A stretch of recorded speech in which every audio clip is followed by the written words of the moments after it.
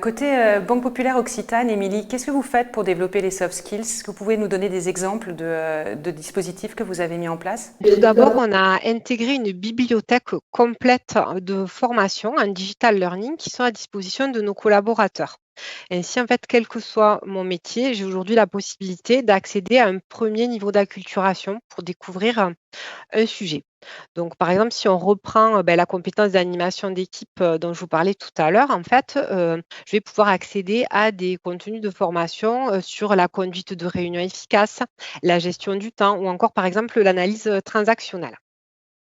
Ensuite, en fonction de, mon niveau et de mon métier, il est possible pour moi de travailler de manière plus poussée, la soft skills en question, soit en collectif ou en individuel.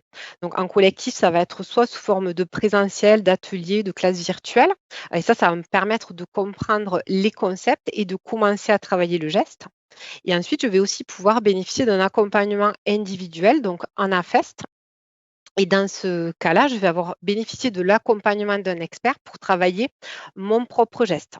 Dans le cadre de la fête, ça va permettre à l'expert et à mon manager également de m'évaluer sur la compétence avant et après la formation. Donc, par exemple, si je reprends l'animation d'équipe, donc si je suis un collaborateur qui, par exemple, est référent sur un sujet donné, ou alors parce que je gère un projet, je vais avoir la possibilité de m'inscrire à une formation en atelier, en petit groupe, pour me former aux différentes techniques de facilitation.